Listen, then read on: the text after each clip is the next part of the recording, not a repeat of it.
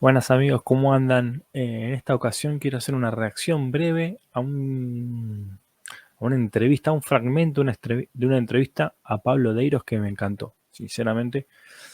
Pablo Deiros, hace poco lo conozco, ahora 2 o 3 años, pero en estos últimos 2 años, a raíz de un pastor en la iglesia, que me habló muy bien de él y me pasó un podcast que él tiene con otro hermano, donde abordan casi todos los libros de la Biblia y hacen un panorama bíblico de, no me acuerdo si 50 episodios, desde una perspectiva pentecostal, pero también crítica, eh, y me pareció genial. Pero bueno, ahora me lo encuentro en esta entrevista de La Corriente, con una charla con Liendo, no me acuerdo cuál es el nombre, pero es el hijo de Fabián Liendo, del kiosco. Pero dice unas cosas al final, los últimos 5 minutos de la entrevista, que me parecieron geniales para reaccionar y comentar, ¿no? Bueno, Pablo Deiros es pentecostal, es pastor, es profesor de universidades e institutos cristianos. Eh, Y bueno, tiene una trayectoria, un recorrido que no lo tengo tan claro, pero no soy quien para explicar todo lo que ha hecho, pero tiene una trayectoria importantísima dentro del pueblo evangélico. Pero estas cosas que va a decir ahora me parecen muy en sintonía con lo que yo trato en el canal, y con mi perspectiva teológica, ¿no? Así que bueno, esa es la idea, poder comentar un poquito sobre eso. Así que vamos a subirlo acá. Creo que ahí estamos y vamos a darle play. Sobre la que el traductor trabaja, está el hecho de que la lengua, la lingüística, es una ciencia muy dinámica. Reina Valera ha sido el resultado de gente erudita y muy responsable, y vuelvo a repetir, es una versión hermosa, pero no ha estado a la altura del desarrollo de la lingüística y de la ciencia de la traducción en los últimos 30, 40 años, cosa que NBI sí. Entonces, hay un respaldo de erudición muy, muy fuerte sobre NBI.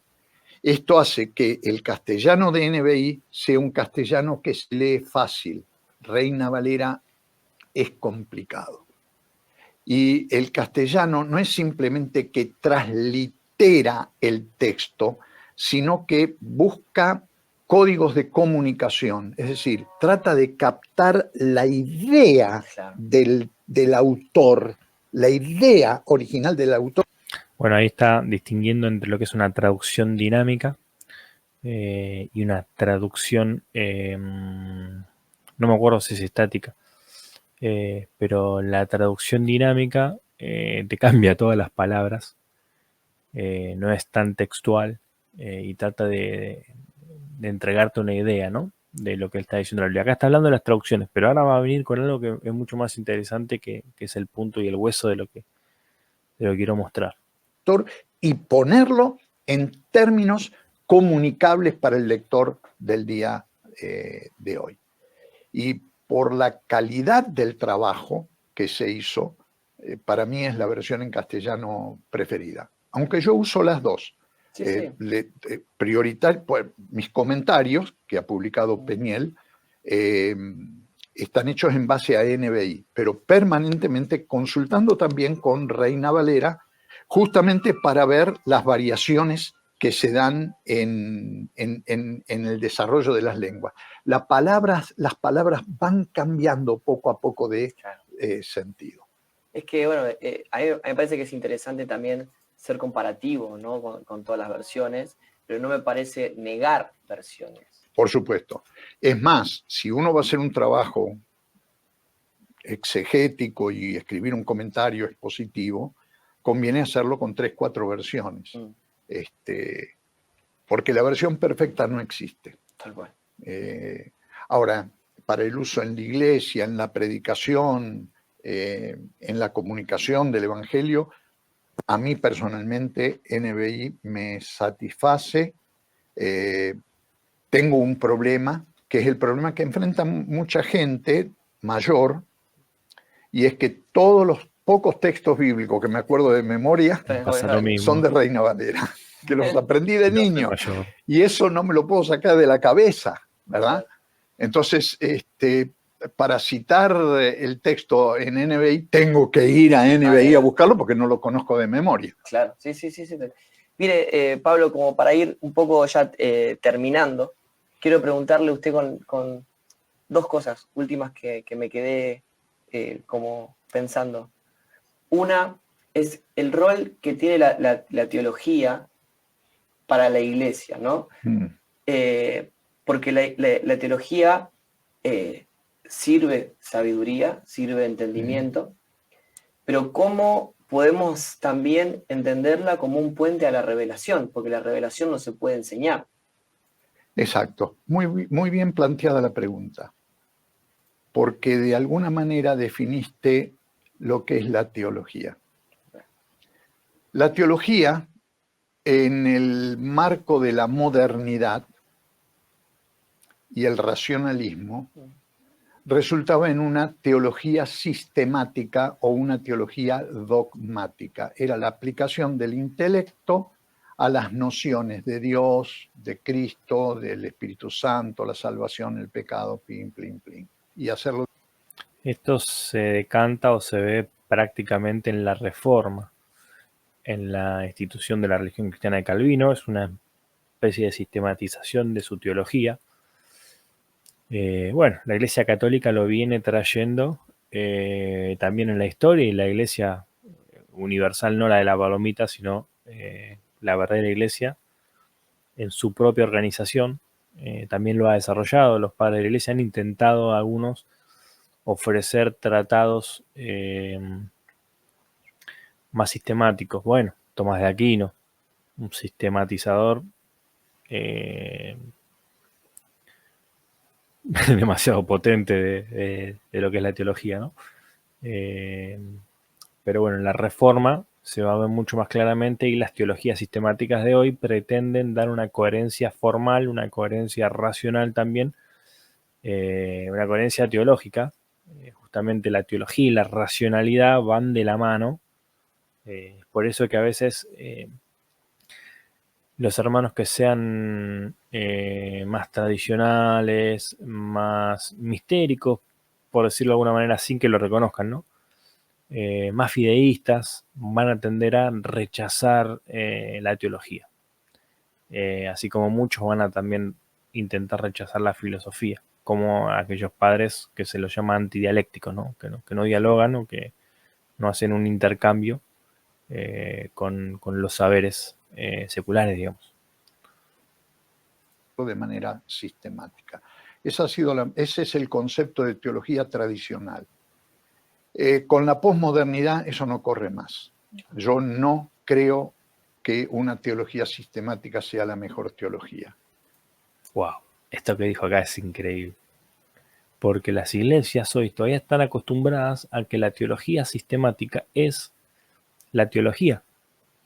Es el abordaje racional correcto de la Biblia, sobre todo los reformados. Las iglesias históricamente reformadas, tanto bautistas como por ahí, no sé si metodistas, los metodistas se han abierto un montón, los luteranos sobre todo, la rama más conservadora, bueno, de otras denominaciones, pero los que predican expositivamente apelan mucho a la teología sistemática, o la requieren mucho, digamos. Pero acá Pablo de Eiros va a presentar una verdad,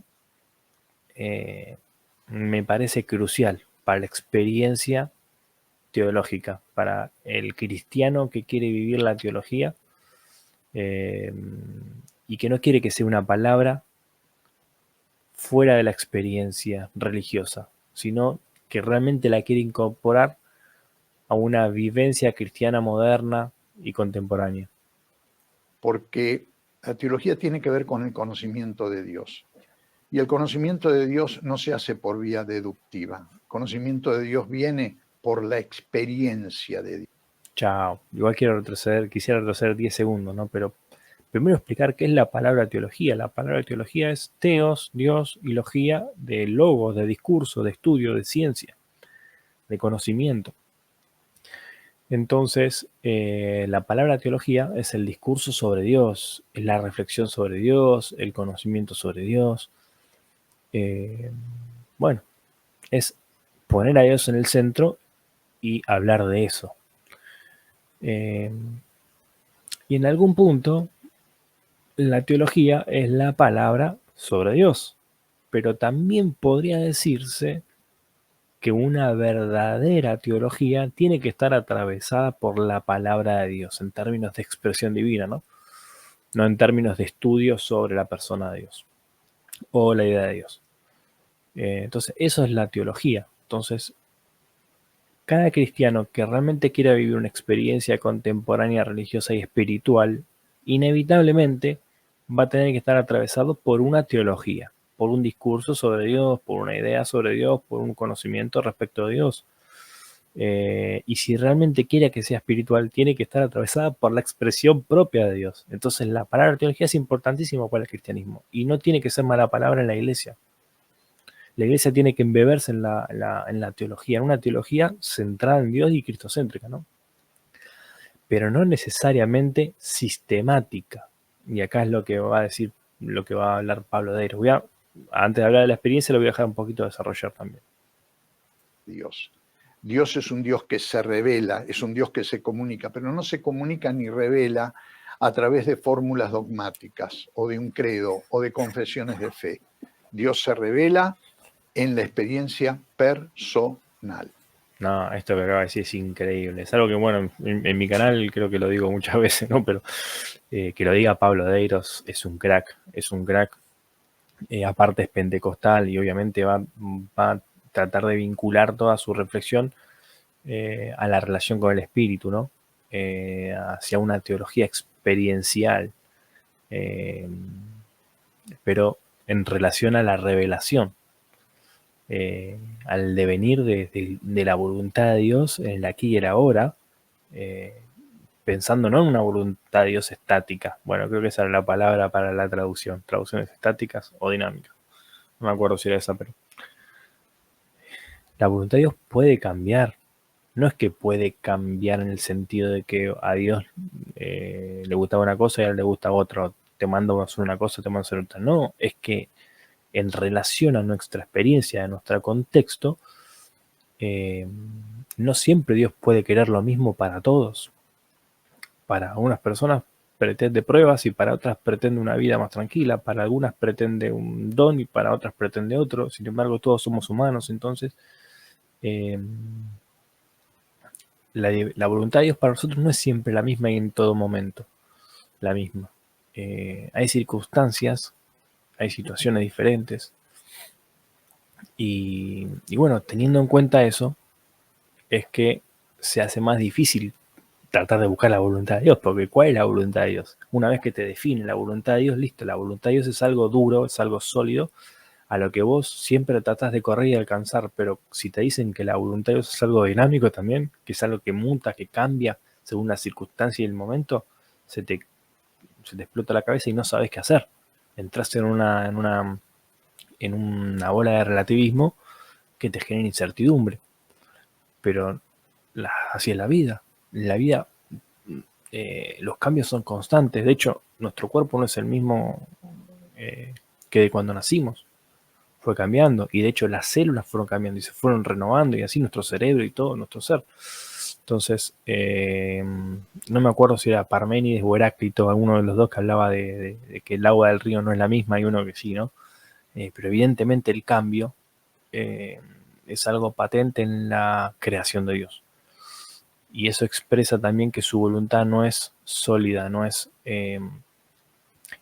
completamente lineal, sino que es dinámica, tiene valles.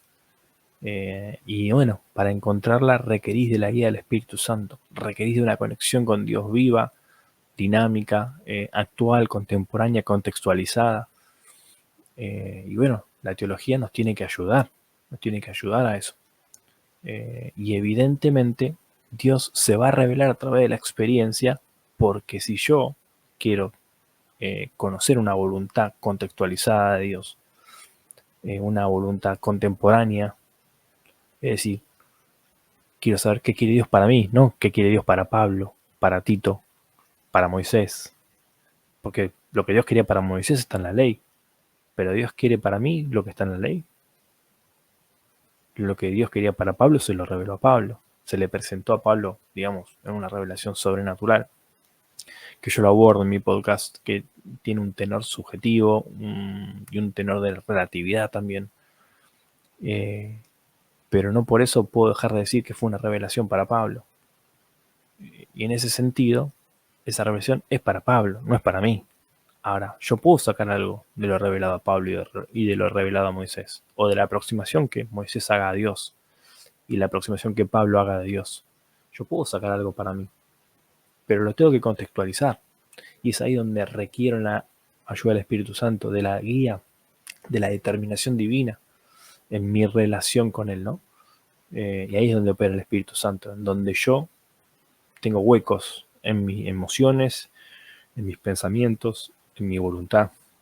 Cuando yo le abro la puerta a la incertidumbre, cuando yo le abro la puerta al no saber, ahí es donde me puedo encontrar con la respuesta de Dios. Porque si yo no le pregunto a Dios, si yo ya sé todo, si yo tengo claro todos los objetivos,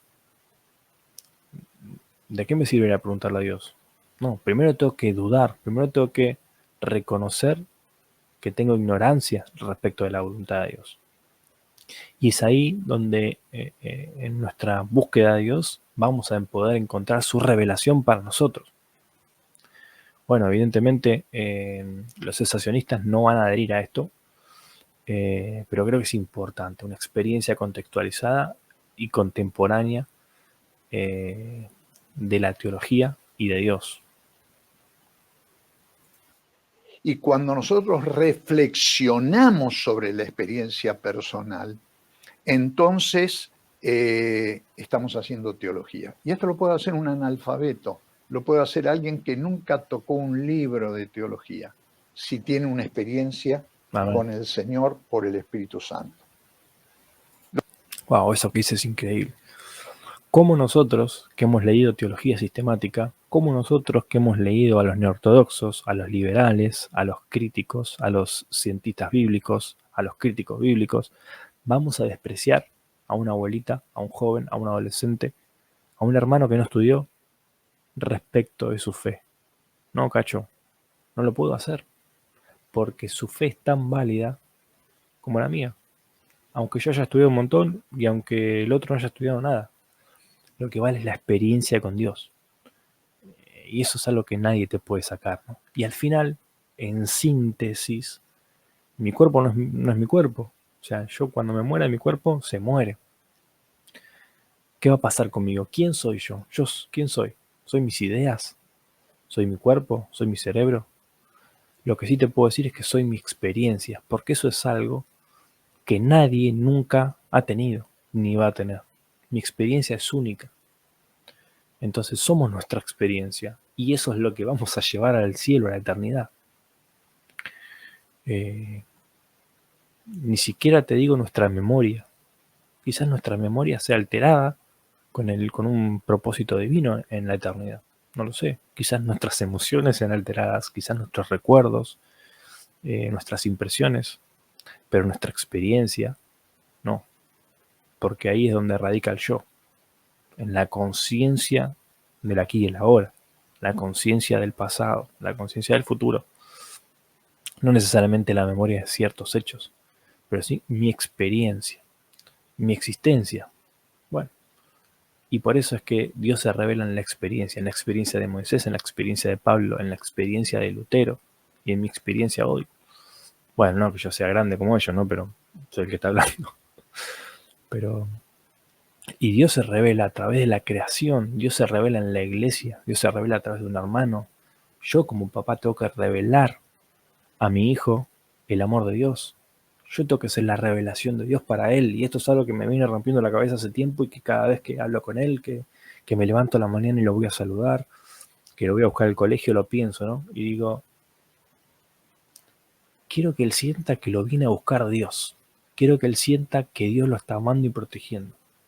Quiero que él sienta que cuando me pase una pregunta, quiero que sienta que viene sabiduría de Dios.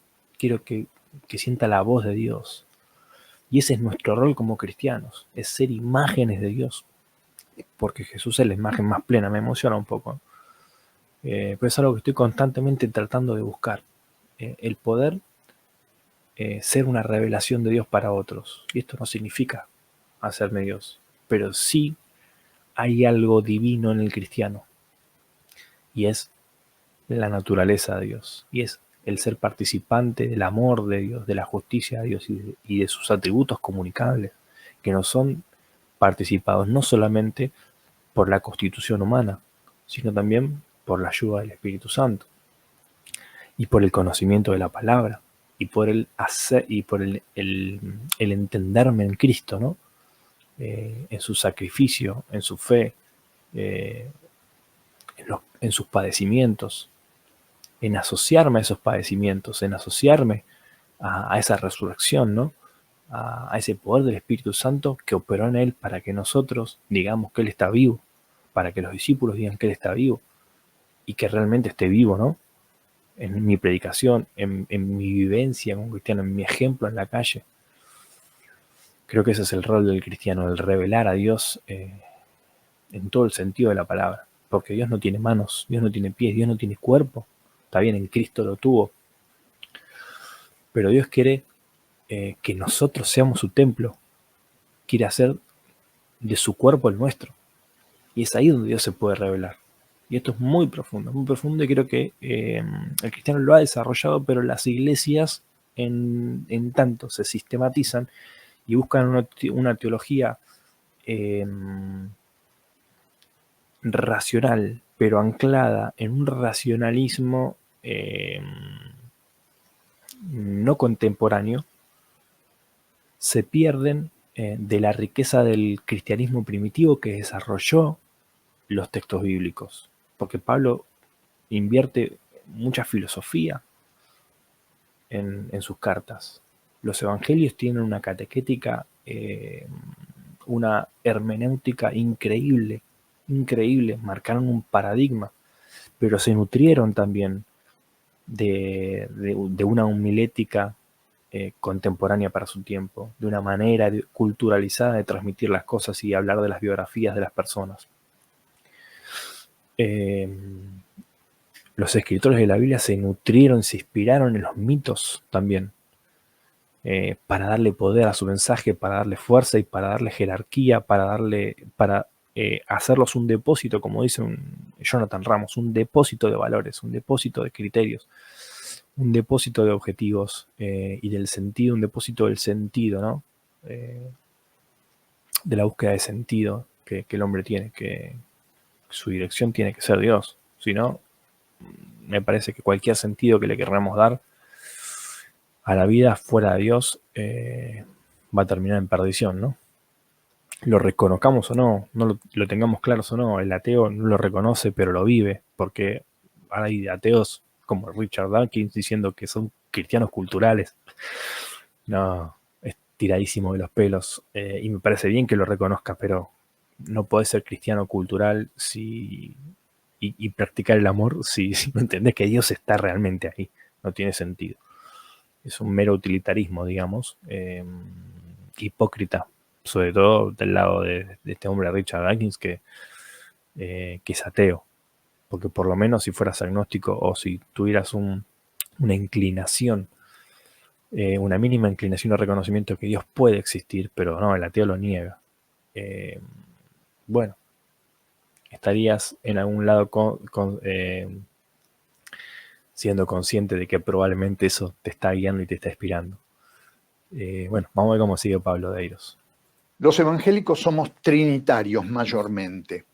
¿Por qué soy trinitario? ¿Porque la teología sistemática lo dice? ¿Porque el credo apostólico lo dice? No. Soy trinitario porque conocí a Dios como un Padre que me ama, a un Hijo que dio su vida por amor a mí y a un Espíritu Santo que ha hecho real esa obra en regenerando mi vida y transformando mi vida. Esto que dice es increíble y está muy bueno y es así. ¿Por qué son trinitarios algunos cristianos? Porque le enseñan que la Trinidad se deduce de la Biblia y no es así, porque la Trinidad es un constructo humano teológico para responder a la pregunta ¿cómo es Dios? ¿Y cómo puede ser que Jesús sea Dios, que el Padre, el motor inmóvil sea Dios y que el Espíritu de Dios habite en la tierra también?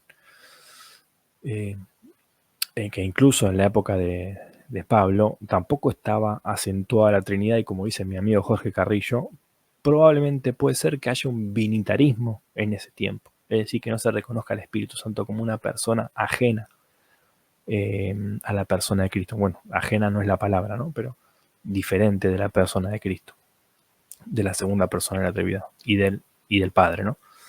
Entonces, ¿por qué el cristiano es trinitario? Que puede ser modalista, para mí. Yo estoy abierto a esa posibilidad. Porque al fin y al cabo es cambiar la palabra modo por persona. Y si se analiza el término persona, puede ser que se pueda concluir que el término persona es un modo de existencia también, ¿no? Entonces, hay un tema ahí que, bueno, no soy experto ni quiero profundizar más porque no la tengo tan clara. Pero me parece que un unicitario, un modalista puede tranquilamente ser cristiano, ¿no? Pero esto de la configuración triuna, no sé cómo llamarlo, trinitaria, de Dios, tiene que ver con ese aspecto psicológico de la experiencia en relación a Dios. Como dice acá Pablo Deiros, porque Dios es lejano, es el creador, es el inaccesible. Bueno, ese es el Padre que determinó nuestra providencia, que determinó nuestras circunstancias, que determinó nuestras pruebas y también nuestras victorias. Pero también veo la revelación de ese Padre, de ese Dios inaccesible, haciéndose accesible en la persona de Cristo. Y si Cristo es la imagen última de Dios, la imagen más plena, bueno, ahí está Dios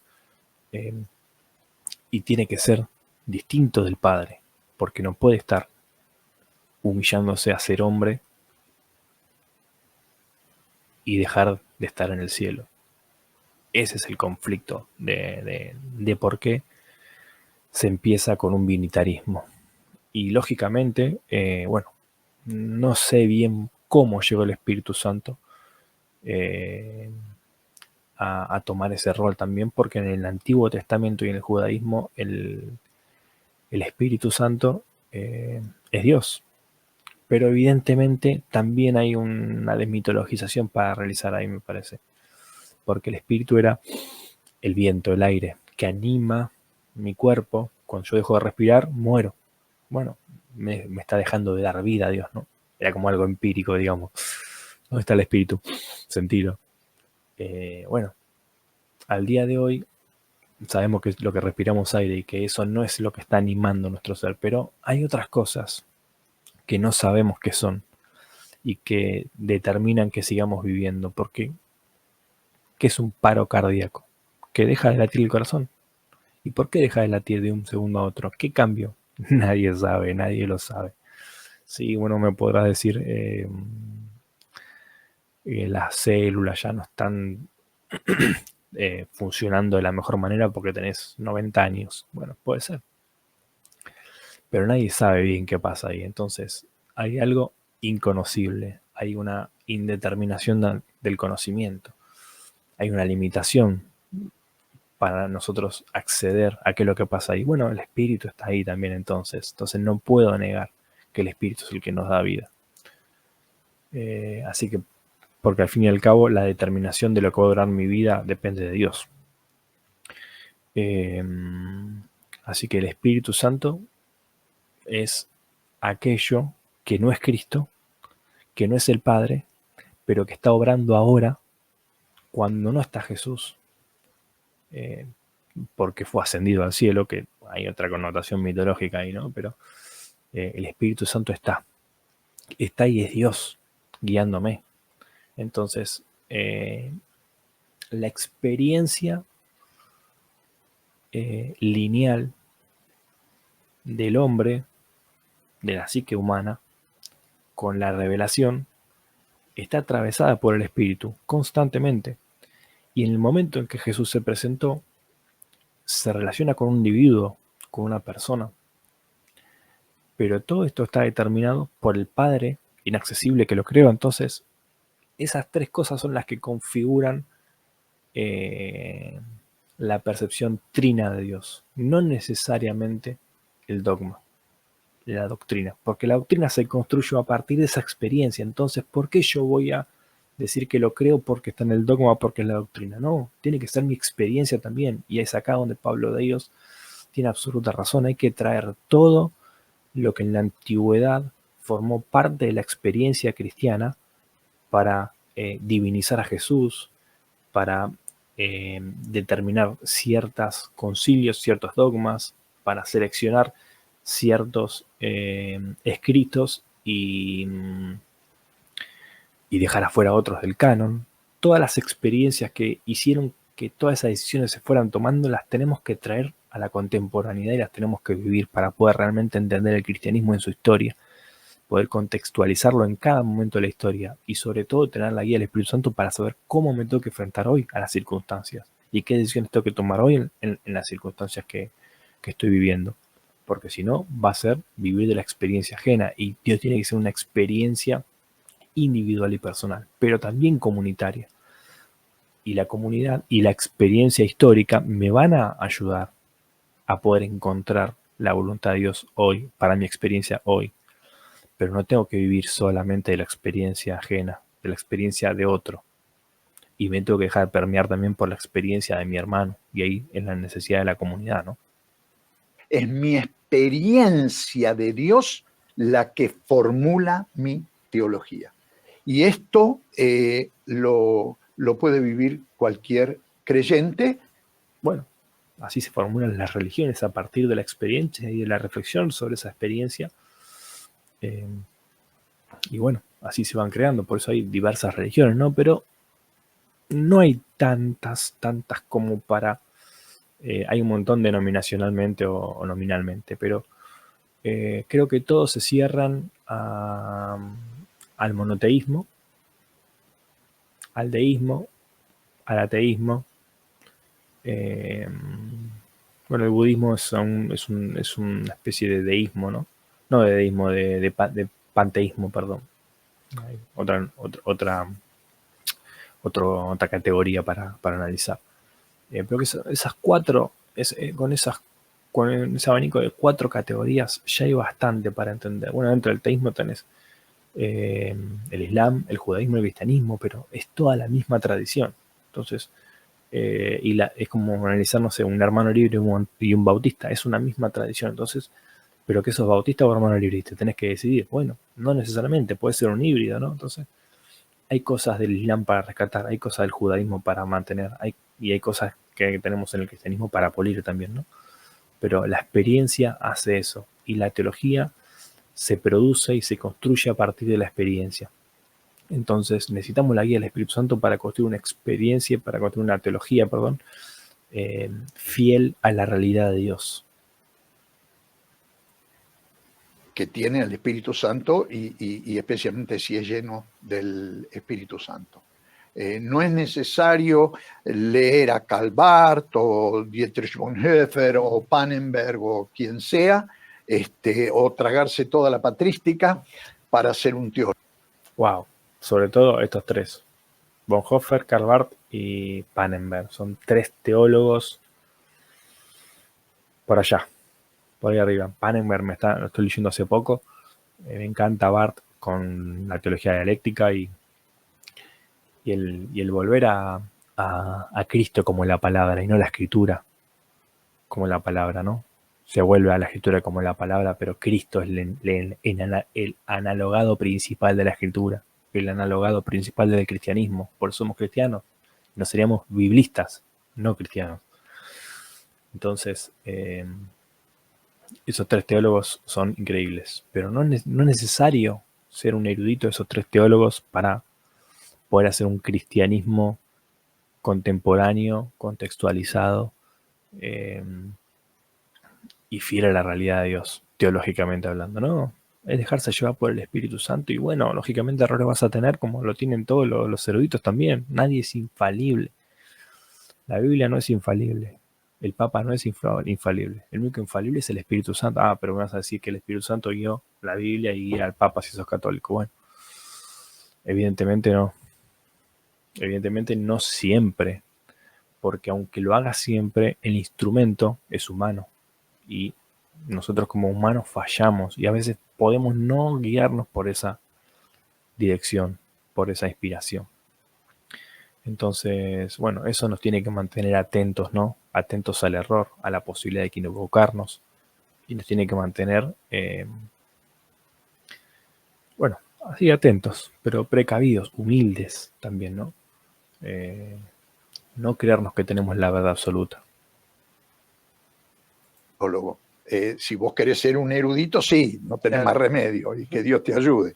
Pero cualquier creyente que tiene el Espíritu Santo y tiene una Biblia en la mano puede vivir su experiencia de fe, conocer más de esa experiencia y lo que la palabra de Dios dice sobre esa experiencia y sacar su conclusión. Y la teología no se expresa en un tratado de teología, se expresa en el testimonio personal. Amén. ¿Quién es Jesucristo Amén. para mí? Es el que me sanó, es el que me liberó, es el que me perdonó, el que me guarda, el que me acoge, el que me bendice, el que viene otra vez por mí. Esas son experiencias personales. Impresionante. Espectacular.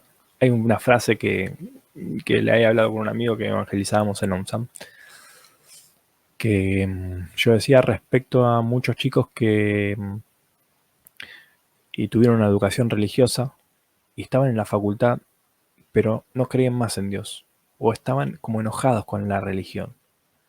Y evidentemente estos chicos, yo digo, fueron heridos por Cristo. Así, literal. ¿Por qué? Porque Cristo es el analogado de la religión. Y la religión le dio una cachetada. Les partió el corazón, los ofendió, los discriminó. Y ellos sintieron que el que les daba la cachetada, que el que los hería, que el que los ofendía, era Jesús. Y por eso están heridos por Cristo. Y por eso tienen un rechazo hacia la teología, hacia la religión, hacia la espiritualidad cristiana. Y bueno, en eso vemos que realmente Dios se revela a través del hombre. Y cuando el hombre no revela a Dios, pero utiliza el nombre de Dios, se generan desastres en las vidas. Por eso que tenemos que tener mucho cuidado de primero vivir y después hablar. Podemos hablar en un caso de necesidad primero, sí, pero si no vivimos, hablar a veces se mete la pata. Así que esa creo que es una gran evidencia de cómo Dios realmente quiere revelarse a través de su pueblo, de sus hijos. Y no solamente el texto, porque el texto es letra muerta. Pero nosotros, dice Pablo, somos cartas vivas, expedidas por Cristo. Y nosotros vamos a ser la palabra de Dios si realmente vivimos influenciados, inspirados por el Espíritu Santo y en participación de su naturaleza, de su amor, de su misericordia. Si realmente Dios nos comunica esos atributos y los expresamos en la vida, ahí realmente le vamos a estar revelando y vamos a hacer esa palabra. Vamos a ser reflejos de Jesús. Y vamos a ser Jesús para muchos. Porque dice, cuando rechacen su palabra, cuando rechacen a ustedes, dice Jesús, a mí me rechazan.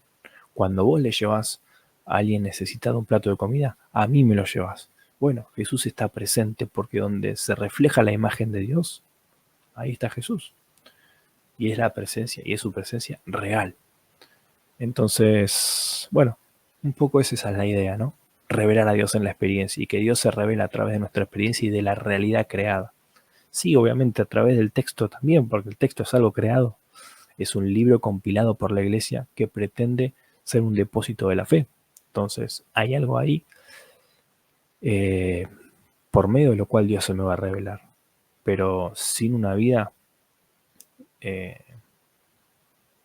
humana al lado mío, que me haya revelado en la práctica, en la experiencia, lo que dice la palabra, difícilmente pueda asociar esa palabra a Dios, al Dios verdadero, ¿no? Mínimo el amor de una persona. Y bueno, lógicamente todos hemos recibido en un punto amor. Las personas que no han recibido amor son personas profundamente heridas, profundamente heridas. Y qué difícil es vivir sin amor, vivir herido así, ¿no? Y bueno, por eso hay tantos traumas, por eso hay tantas enfermedades, por eso hay tanto mal en el mundo. Porque hace falta revelación divina, hace falta revelación del amor de Dios en la práctica y en la experiencia. Bueno, acá dejo. La verdad que Pablo Deiros es un crack.